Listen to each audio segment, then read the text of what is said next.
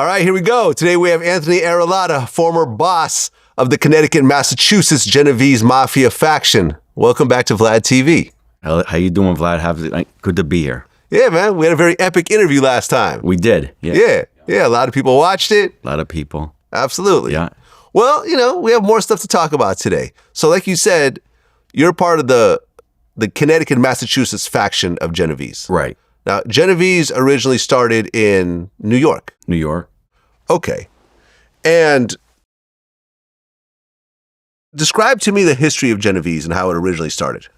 So the five families back in the day, when you read the history books, you get, Lucky Luciano, when they started, dividing up the old gangs into, natural families. They started making organized crime. I think it was Lucky Luciano family became the Genovese family, and they ended up having the five major families of New York, Bonanno, Colombo, Lucchese, Gambino, Genovese. Genovese being one of the biggest ones, Vito Genovese, they took it after his name. There was a big presence outside of New York, like there's Genovese, and I'm jumping way ahead to present day, but like New Jersey, there's a faction down in Florida, there's our faction was in Western Mass, but we had all into Connecticut, going into, most of Connecticut. There was Gambinos there was Patriarchas, there was other Colombos, and notorious guys running through Connecticut that a lot of people don't get recognition because you never hear about Connecticut and Western Mass. You always hear about Boston and New York, so you don't hear these notorious gangsters, individuals, Murder Inc. guys, Whitey Tropiano, Billy Grasso out of Connecticut, our area, Western Mass. Big No Sam Kafari was at the Appalachian meeting in '57. So the faction, there's actually a book written about it, how it got started in Springfield back in the day in the early 1900s with bootleggers. And then it ended up becoming through Mike Miranda was a Genovese underboss, big guy out in indirectly with New York. He had family in the Springfield, Massachusetts, city, and they just developed another faction of the Genovese family. And since the early 1930s, it just became a strong presence going through Springfield. They had a captain, which was like in our area back then was called Big Nose Sam Kafari. He was the boss. But you had a captain. He was a captain in the overall family. He was boss of Connecticut and Massachusetts, Central, Western Mass. Patriarchas were in Boston and Providence, Rhode Island. Their headquarters were with the Patriarchas. Okay, because from what I understand, the Springfield faction goes back to the 1920s. Yeah, exactly, yeah. Okay, and the whole time, would the Springfield and Connecticut factions, would they kick back money to New York? Never. So that they got established in, like you said, the 20s. When we go back to Big No Sam, that was like the present. He took over somewhere in the 40s, and he lasted all the way up into 1984. Right. I actually have the breakdown of the Springfield faction. So originally, there's Carlo Senis. That's way back. Yeah. Right. That's 1920, 1921. He gets murdered. 1921. My friends, who I'm friends with today, his family, his grandfather actually killed him. Oh. Killed him back then. He wrote a book about it. So it explains everything about the Springfield Mafia back in that pre days. And then he's doing another one now for the present days. But going back to what you're talking about with the Siniscalchi and the Fioris, yeah. I'm sure you're going to mention them, right? Well, yeah. What was the reason for Carlo Siniscalchi getting murdered? There was a disrespect, from what I take it. He said, my grandfather always said that he was, they're Calabrese. I'm a Calabrese. And Calabria in Italy we come from. And he was disrespected. My grandfather always said he was spit on. The guy spit in his face. But the guy's grandson, who it was, said he slapped him. I believe it was a disrespect, either a slap or he spit on him, disrespected him. And the guy just went and killed him. I think it was on Union Street in the south end of Springfield, where the Italians all were for decades. And so that's what I believe it was over. Okay, so he got taken over by Antonio Miranda? Yep, the Mirandas were there, yep. Okay, so he went from 1921 to 1930, and he died in 1930. I guess natural causes?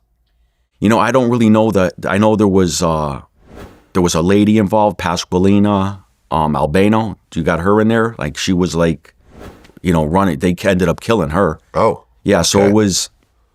So it was a female boss? Yeah, there was like, it's interesting. Has that ever happened? I've never heard, all the Mafia guys I've interviewed, I've never, ever heard of a female boss. Yeah, you got to do a little bit. It's in the book and he explains it all, but she ended up getting shot, I don't know, like 20 times. They ended up killing her.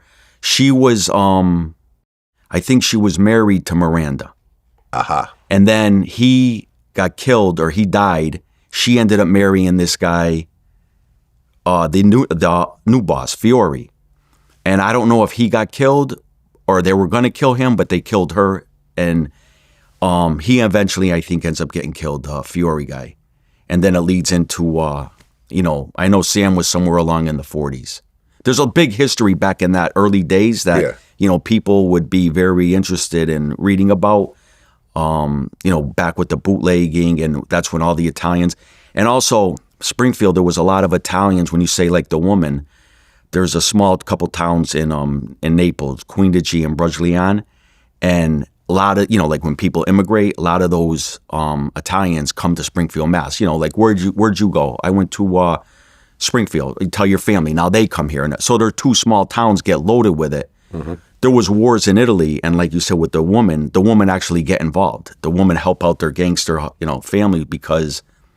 It's such small towns that they can't travel about. They got to hide in trunks. They need their wives to get involved in their rackets and crimes. I mean, is there such a thing as a made woman? I never seen it, And back then, I think it was people didn't start getting made and organized until I think the 30s. Okay. With structured mafia. So, I mean, I believe there was woman involved, just like when you go back and you see like the Harlem... them Harlem stories with the numbers, and you see the Queen ladies and all that. I believe women were involved, and but not officially. Yeah, not made. I never knew of made. Maybe in Italy they would, but I never heard it.